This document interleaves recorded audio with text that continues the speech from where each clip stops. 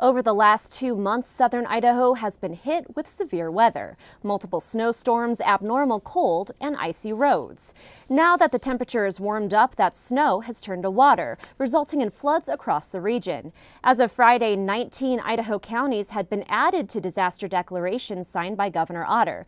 But those floods didn't just create headaches for homeowners. There are big implications for transportation, Idaho's ag industry, and all of the many businesses that depend on those. Kunz visited the Magic Valley to see the damage for himself.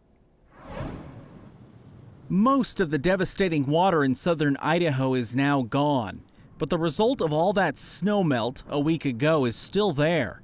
The water poured over the side of the Snake River Canyon and eventually caused a large chunk of rock and debris to fall into the river. But this is just cosmetic, a natural result caused by time and gravity pushed along by Mother Nature. On the northwest side of Twin Falls County, south of Hagerman, the water filled the Deep Creek drainage, overwhelming canals and pipes that help protect roads like this one, River Road. Twin Falls County Commissioner Terry Kramer showed us the damage. This is our worst example of damage, but there's hundreds of thousands of dollars worth of damage throughout the roads and the bridges throughout the county. This just happens to be one spot, where it's very graphic, but the infrastructure damage underneath and the edges of the roads is huge. This road is one of the main connections that takes you to dozens of large homesteads, trout farms, and helps connect people to nearby towns like Buell and Twin Falls. So this road is the River Road, and it follows through mainly a residential area, but it also connects Clear Springs processing plant to one of their larger hatcheries, and it also connects Clear Springs workers to a lot of their fish operations. So this road is an artery that takes them back and forth. It's really critical to that fish operation. The other problem is that where we're standing here, we're about 3 miles from the city of Buell, which is the hub that most people go to, but because of this cut, it's another 10 or 15 miles around before you can get back to any of the services provided for Buell. So the school districts, and the workers it's a big issue for our workers. In another place, the water covered this road completely. So the area over here, the road created a lake, and the area over here was completely full, and then the water ran over the top of this. As you can see, they've come in and put gravel in so that there's passage, because this is an artery to the cattle operations that are on beyond for ranching, and also we have families that live out there on a year-round basis. So we had to create this. But it was coming over on Saturday, it was coming over this, and the pipe over here was running completely full and draining on down through, and then this water continues on down to the Snake River around Glenn's Ferry. The water tore cracks into the landscape deep enough to walk through and hard to repair in short order. It left some stranded for a short time and cut off even more farmers, like Brad Draper and his family, from making a familiar journey to Buell for food and school. Oh, it adds about 60 miles to our trip. It's about 38 miles round trip from home, and if you got to go around, it's about 100. That's what we're having to do, is we're having to travel. This canyon right here holds, like I was telling you, that there's a lot of stuff happens out here with the dairies and the ranchers and the cowboys and everything else, the farmers, and there's a lot of traffic, commerce moves through this canyon. Draper was one of those in this canyon during the flood. The water damaged sections of Balanced Rock Road as it cut a path down each side of the pavement as it dips into Salmon Falls Creek. The road is closed to the public, in part because of the damage in places unseen by drivers. We have some pretty serious undercutting of the road, and so that's going to take some engineering and some design work to see how stable that road is and when traffic can be allowed back on that. Water carved out dirt and rock from beneath the road, which is just one large truck or school bus away from collapsing. Buses won't come out here with the road closed. So now that the bus won't come, there's probably 10 families out here that's got kids that we all have to move them through. Water also filled Salmon Falls Creek and flooded a nearby county park. It's still not accessible to the public. Debris and mud covers the park, which may not have any lasting damage, but will cost money to repair. This is a county park. It's called Balance Rock Park. It's about a third of a mile long, and this was about 4 feet full of water. There's some erosion that has happened because of the water and the sand and things coming down into it, and then we have a well down there we need to mitigate, and so we have not been down into that park as far as Twin Falls County to really see the damage. All the repairs, big and small, cost money. If you were lucky enough to have flood insurance, there's no guarantee the water caused enough damage to meet your deductible, and no guarantee the insurance companies will pay.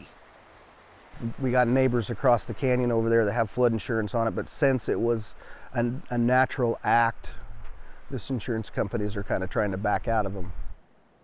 That's why the county declared a state of emergency, the first step to requesting funding from the state and federal level to help pay for repairs. Repairs to roads like this one that Brad Draper depends on for his livelihood. These highway districts used up their snow budgets because of the heavy snows. Now they're into their maintenance budgets, and then they got to this to deal with. There's no way they can, there's no way. They're gonna have to get help. I mean, as far as us, I mean, you know, it's gonna take several thousands of dollars to get it back in order, but I mean, the roads are what we're worried about. Where the branches are. A few hours' drive from Magic Valley, farmers in western Idaho are dealing with their own crisis. It wasn't just the floods and the cold. Heavy snow built up on the roofs and collapsed multiple onion storage sheds, as well as other buildings in the area.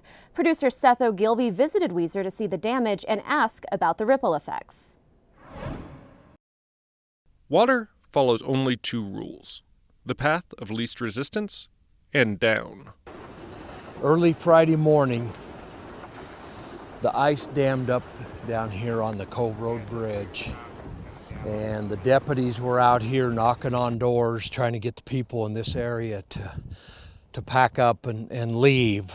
In Weiser, most people were dragged to safety by local law enforcement and firemen like Nate. It was a little chaotic for a while, you know. Everybody wanted to help, but they didn't know what to do. We had friends of the family, you know, hollering and, you know, trying to get people out to safety. One resident took a different path.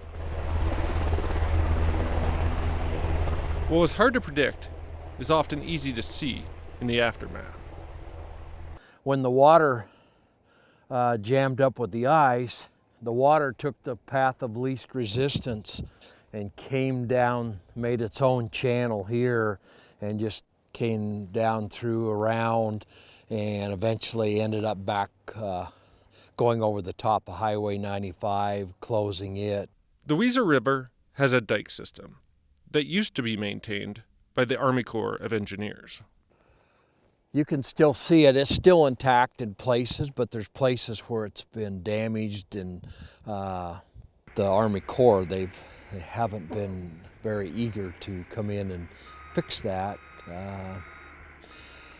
And I was told it's for liability reasons and financial reasons. The dike system worked as a safety valve, giving water a path that led away from the city center, rather than bypassing the bridge and heading towards town. With one crisis behind Washington County residents, they worked to clear debris from the levees that spared them a worse disaster. But it may not be over. You know, if we get a warm rain, that all could change. You know, we could see some more high water. You know, all the ice is out of the river now, so that's not going to be an issue, but we could see some high water again. There's nothing we can do other than monitor the river flow and try to stay one step ahead of it and let people know, you know, if they need to evacuate, and hopefully they'll listen and be ready to go if they get the word. This was all caused by snow melting and running downstream. That moment should have been a celebration. On a metal roof building, normally the snow would have slid off of it, but with the freezing cold that we had for them days, the metal, they didn't slide off the metal roofs. Mother Nature, she didn't treat us very well this year. When the snow doesn't slide off roofs, buildings get destroyed. The hardest hit were the onion farmers. Countless tons of onions were exposed to the elements and destroyed. Twain said, farming is simply gambling with dirt, and the New Year's play is no insurance of success. Some of these people still had their onions stored in the onion storage, hoping the market would come up to a decent price where they could, pay their expenses for last year. And if they've lost that whole crop, that's just going to put them behind. Are they going to be able to get things rebuilt in time for the harvest this year? And the packing sheds probably could be rebuilt in time, but the onion storage sheds, I don't know if there's enough contractors in the area to rebuild them all in time for harvest. So yeah, it definitely could be devastating, and not all of them had insurance either. Just a big gamble for the farmers.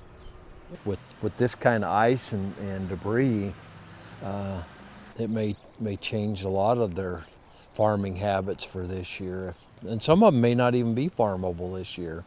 They're raising so many onions in Washington, Texas, other areas.